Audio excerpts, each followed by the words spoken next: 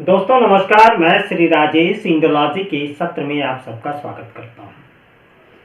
एक छोटू सा देश जो भारत के सहयोग से इस दुनिया में वजूद में आया, वह अपनी सांस्कृतिक और ऐतिहासिक धरोहरों विरासतों के लिए जाना जाता है। अभी कुछ महीने पहले तक तेज आर्थिक विकास के लिए भी दुनिया में वह चर्चा का विषय था, लेकिन आज स्थिति ऐसी आ गई है कि यह देश आंतरिक संघर्ष और बाहरी चुनौतियों के दोराहे पर आ खड़ा हुआ है, और ये सारी समस्याएं उस पर किसी ने थोपी नहीं है, बल्कि ये सारी समस्याएं उसने खुद मोल ले ली है और देश के सामने चुनौतियों और समस्याओं का अंबार लगा हुआ है। और उसे यह समझ नहीं आ रहा कि वह इन चुनौतियों और समस्याओं से कैसे निपटे। जी हाँ, हम बात कर रहे हैं अपने पड़ोसी मुल्क बांग्लादेश की। पूरे देश में आग लगी है, आर्मी में फूट पड़ चुकी है, महंगाई आसमान पर है, लोगों का जीना दुभर है, लेकिन इस देश के कट्टरपंथियों के ख्वाब जो है वह मत पूछिए, वह माशाअल्लाह है। वह भारत के हिंदुओं को खत्म कर उसे हिंद महासागर में फेंक देने का ख्वाब देख रहे हैं।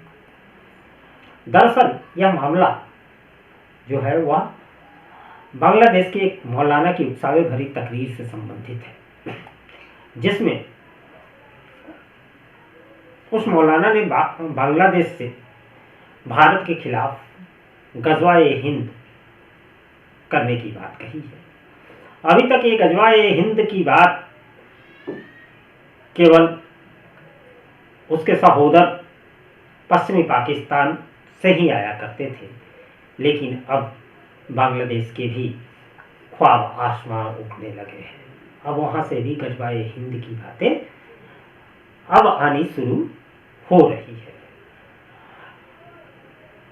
मौलाना ने दावा किया है कि अगर बांग्लादेश थोड़ा सा प्रयास करते, ज़्यादा नहीं, बस थोड़ा सा प्रयास करते, तो वह भारत के हिंदुओं को खत्म कर सकता है और उन्हें हिंद महासागर में फेंक सकता है। यह मौलाना, जिसने यह सार्वजनिक मंच से भड़काऊ भाषण दिया, भारत के खिलाफ अत्यंत नफरत भरे विचार व्यक्त किए, उसने तर्क दिया कि बांग्लादेश और मुस्लिम देश जो है, बांग्लादेश जो है वह मुस्लिम देशों के सहयोग से भारत को चारों तरफ से घेर कर नष्ट कर सकता है।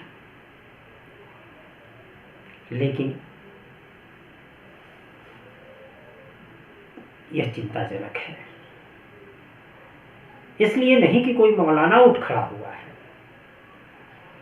और इस तरह का भड़काऊ ऐलान कर रहा है, बल्कि इसलिए कि यह मौलाना न केवल अपने समाज को बल्कि पूरी दुनिया को नफरत के जहर से पगे नागरिक तैयार करके देने की कोशिश कर रहा है, जो पूरी दुनिया को भस्मीभूत करने के लिए तैयार हो रहे हैं।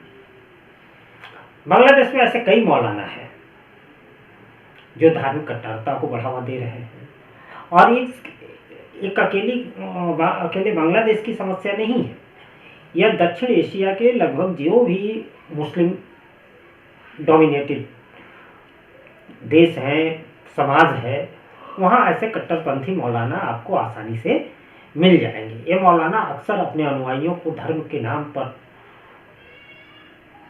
कुतर्क देते रहते हैं, उनको उनकी सोचने समझने की क्षमता को कुंद कर देते हैं और उनमें जाहिलियत का बीज बोना शुरू कर देते हैं। वो तो यहाँ तक कहते हैं कि आप अपने माँ बाप की बात भी न सुनो, माता पिता की बात न सुनो,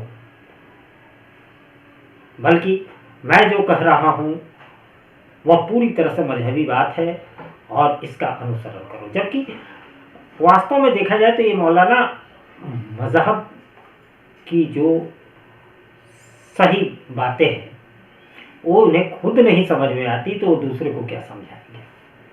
ये सिर्फ समाज में जहर घोल सकते हैं और लोगों को जाहिल बनाने की कोशिशें कर सकते हैं। मौलाना अपने तर्क में दावा करता है कि भारत की जो भौगोलिक स्थिति है वह ऐसी है कि उसे चारों तरफ से मुसलमान घेर सकते हैं। पूरब में वो खुद है, पश्चिम में पाकिस्तान है, अफगानिस्तान का सहयोग ले लेंगे, दक्षिण की तरफ बढ़ेंगे तो फिर एक उनके समर्थन में मालदीव जैसे देश हैं ही, वो मिल जाएंगे। तो और मुस्लिम देशों के साथ मिलकर भारत को चारों तरफ से घेर लिया जा सकता है, भारत पर आक्रमण करने के लिए तैयार की जा सकती है और भारत का इस्लामीकरण करना कोई असंभव काम नहीं है। इस मौलाना ने पाकिस्तान की तारीफ भी की, जो स्वाभाविक भी है कि वह न्यूक्लियर पावर है। अफगानिस्तान का जिक्र करते हुए कहा कि इस्लामी एकता के नाम पर अफगानिस्तान को भी, तालिबान को भी भारत के खिलाफ खड़ा किया जा सकता है। न जाने यह मौलाना किस मानसिक स्थिति में है, यह कहना तो मुश्किल है क्योंकि उसकी बातें हवा हवाई ही है। वो सिख चिल्ली के सपने देख रहा है, वास्तविकता से काफी दूर है। अफगानिस्तान और पाकिस्तान के बीच एक अफगानिस्तान पाकिस्तान ही नहीं, दुनिया में जितने मुस्लिम देश हैं सब तो एक दूसरे से लड़ भिड़ रहे हैं, सब एक दूसरे को दूसरे से अच्छे और सच्चे मुसलमान अपने को साबित करने में लगे हुए हैं। इस कड़ी में अगर अफगानिस्तान और पाकिस्तान की बात की जाए तो अफगानिस्तान के तालिबान पाकिस्तान को तो सच्चा मुसलमान मानते ही नहीं। अगर पाकिस्तान के मुसलमान या और मुसलमानों को कहें तो शिया सुन्नी को नहीं मानता, सुन्नी शिया को नहीं मानता, कोई बरेलवी के नहीं मानता, कोई देवबंदी को नहीं मानता, तो कोई अहमदिया को नहीं मानता। सारे फिरके तो आपस में एक दूसरे की मस्जिदों में नहीं जाते, एक दूसरे के को सच्चा मुसलमान बताने में उन्हें बड़ी मुश्किल आती है। सब अपनी अपनी डफली पीटते हैं कि वही सच्चे मुसलमान हैं। ऐसे में यह मुस्लिम एकता होना उस मौलाना के लिए, अब उसे क्या कहा जाए, उसकी बुद्धि पर तरस खाया जाए या क्या कहें, ये कहना मुश्किल है।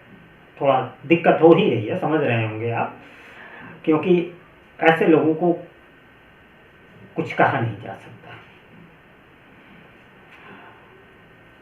और वह खुद देखे ना कि तालिबानियों के सामने पाकिस्तानी सेना घुटने टेके बैठी है, और ऐसे में वह भारत को पाकिस्तान के सहयोग से और तालिबान के सहयोग से नष्ट करने का विचार संजो रहा है। भारतीय उपमहाद्वीप की इस्लामी कट्टरपंथी ताकतें भारत के खिलाफ ऐसी गंभीर साजिशें रचती रही हैं, ये कोई नई बात नहीं है और इससे कोई बड़ा कुछ नुकसान भी नहीं होने वाला है तात्कालिक तौर पर। लेकिन इस तरह के विचार तात्कालिक तौर पर तो नहीं, लेकिन भविष्य के लिए बड़े घातक हैं। ऐसी मानसिकता जो धीरे धीरे विकसित होगी और जो इस पूरे क्षेत्र को मजहबी उन्माद से तहस नहस कर देगी। ये मौलाना एक तरफ गजवा ए हिंद का ख्वाब सजा रहा है, लेकिन दूसरी ओर उसके मुल्क का स्वर्ग जो है बांग्लादेश, हर मुल्क का एक एक स्वर्ग है। पीओके को पाकिस्तान अपना स्वर्ग कहता है, उसी तरह बांग्लादेश भी अपना स्वर्ग सेंट मार्टिन आइलैंड को कहता है। तो वही सेंट मार्टिन आइलैंड जो है हाल ही में एक भयानक हादसे का शिकार हो गया। वहां के 3 प्रमुख इको रिजॉर्ट में अचानक से आग लग गया और भारी नुकसान हो गया। इस हादसे को अराकान आर्मी द्वारा किए गए सबोटाज का परिणाम बताया जा रहा है, लेकिन इसकी पुष्टि अभी नहीं हो पाई है। अराकान आर्मी म्यांमार से संचालित एक सशस्त्र समूह है जिसका असर बांग्लादेश की सीमा के पर भी देखा जाता है। हमने देखा है पिछले दिनों कि कैसे अराकान आर्मी ने बांग्लादेश से लगे म्यांमार की सीमा पर रोहिंग्याओं के खिलाफ अभियान चलाया, यहाँ तक कि वह कॉक्स बाजार तक बांग्लादेश में घुस चुके थे। तो ये जो हादसा सेंट मार्टिन आइलैंड में हुआ है, इस घटना ने पर्यावरण की दृष्टि से और आर्थिक दृष्टि से इसने बांग्लादेश को भारी नुकसान पहुंचाया है। बांग्लादेश का इकलौता वह ऐसा स्थान है जो पर्यटन की वजह से बांग्लादेश को कमाकर एक अच्छी खासी रकम देता है। हालांकि कोविड-19 की महामारी के बाद से ही सेंट मार्टिन आइलैंड पर पर्यटन का बाजार जो है वह फीका हो चुका था, लेकिन फिर धीरे धीरे चीजें संभलना शुरू हुई थी, लेकिन तभी ये हादसा हुआ और इस हादसे ने आर्थिक तौर पर बांग्लादेश को नुकसान तो पहुंचाया ही है। इसके इतर कई दिनों से खबरों में ये आ रहा है कि देश की आर्मी गुटों में बट गई है और आंतरिक कलह से जूझ रही है। जो सूचनाएं मिलती हैं, जो समाचार मिलते हैं, उसके अनुसार बांग्लादेश की आर्मी 3 गुटों में बटी हुई है। एक गुट का नेतृत्व खुद वहां के आर्मी चीफ बकरूर जमा कर रहे हैं, जबकि दूसरा गुट लेफ्टिनेंट जनरल शाहीन उन हक के नेतृत्व में है और तीसरा गुट जो है वह फजलुर रहमान के नेतृत्व में है और वह गुट इस्लामी संगठनों को समर्थन दे रहा है। उसका झुकाव इस्लामिक संगठनों की ओर है। आर्मी चीफ जो बकरूर जमा है वह अवामी लीग की तरफ उनका झुकाव बताया जाता है। लेफ्टिनेंट जनरल शाहीन उल हक, इनका झुकाव बीएनपी की तरफ बताया जाता है और फजलुर रहमान जो हैं वह इस्लामी संगठनों और मोहम्मद यूनिस उसी गुट में आते हैं, तो उनकी तरफ से है। यह आंतरिक संघर्ष जो है वह न केवल सेना की एकता को प्रभावित कर रहा है, बल्कि इसके राजनीतिक और सामाजिक प्रभाव भी गहरे होते हैं। सोचिए, जिस देश की सेना अगर गुटों में बट जाए तो उस देश की राष्ट्रीयता का क्या होगा। वहां की कानून व्यवस्था से लेकर और सरकार की स्थिरता तक सब कुछ सवालिया निशान के घेरे में होंगे। फजलुर रहमान जो है उनका इस्लामिक संगठनों के साथ संबंध सेना के चरित्र और भूमिका पर गंभीर सवाल खड़े करते हैं। यदि यह संघर्ष बांग्लादेश में जो सैन्य संघर्ष आपस में मचा हुआ है, अगर यह जल्द खत्म नहीं हुआ तो बांग्लादेश को आंतरिक अस्थिरता का सामना करना पड़ सकता है। और स्वाभाविक है, जब आंतरिक अस्थिरता होगी तो बाहरी ताकतें अपना लाभ उठाएंगी ही। दूसरी तरफ भारत के साथ बांग्लादेश अपना रार किए रह रहा है। उकसावे की कोई भी ऐसा मौका नहीं है जो वो छोड़ देना चाहता हो। इस कड़ी में सीमा विवाद उभर कर सामने आया है और यह गंभीर मुद्दा बनता जा रहा है।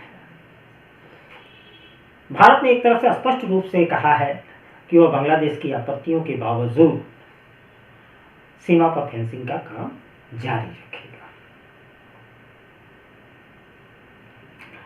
अब भारत की यह प्रतिक्रिया बांग्लादेश के साथ उसके कूटनीतिक संबंध जो है उसको तनाव बढ़ा सकते हैं, लेकिन ये तनाव बढ़े तो बढ़े, लेकिन भारत ने जिस तरह से, जिस दबंगई से यह बात कही है, उससे बांग्लादेश को थोड़ा सा कड़ा जवाब देना ही चाहिए था। भारत के लिए सीमा की सुरक्षा राष्ट्र की सुरक्षा है, अवैध घुसपैठ को रोकथाम के लिए है, अवैध गतिविधियों को की जो समस्याएं हैं उसके निपटारे के लिए है। तो भारत के लिए तो फेंसिंग आवश्यक है, लेकिन दूसरी तरफ बांग्लादेश को फेंसिंग न हो तब उनके लिए ज़्यादा बेहतर है, क्योंकि उनकी तरफ से पशु तस्करी, मानव तस्करी और घुसपैठ जो कराना है, अगर फेंसिंग हो जाती है तो फिर बांग्लादेश की उनको यह जो राहतें मिल जाती हैं, जो अवसर मिल जाते हैं, वह खत्म हो जाएगा। बांग्लादेश इस समय आंतरिक और बाहरी दोनों तरह की चुनौतियों का सामना कर रहा है। सेंट मार्टिन आइलैंड से पर्यावरणीय आर्थिक संकट, सेना के भीतर फूट से जो उपज रही है राजनीतिक अस्थिरता हुआ है, भारत के साथ सीमा विवाद और तनाव पैदा हो रहे हैं। इन घटनाओं का प्रभाव केवल बांग्लादेश तक सीमित नहीं रहेगा। दक्षिण एशियाई क्षेत्र में इन घटनाओं को कुछ दूसरे नजरिए से देखा जाएगा और इसका असर भी कुछ दूसरे ही अंदाज में पड़ने वाला है, खासकर तब जब आंतरिक अस्थिरता और बाहरी हस्तक्षेप का मार्ग प्रशस्त हो और तब जब बांग्लादेश के कट्टरपंथी पाकिस्तानी चरमपंथी से प्रेरित होंगे तो उनकी वजह से भी बांग्लादेश के आगे का रास्ता चुनौती भरा होते जाएगा। और इस समय देश को एक मजबूत नेतृत्व, कूटनीति और आंतरिक समन्वय की जरूरत है, ताकि वह इन संकटों से उबर सके और स्थिरता की ओर अग्रसर हो सके। लेकिन बांग्लादेश का दुर्भाग्य है कि न उसके पास मजबूत नेतृत्व है, न कूटनीतिक दक्षता है और न ही आंतरिक समन्वय।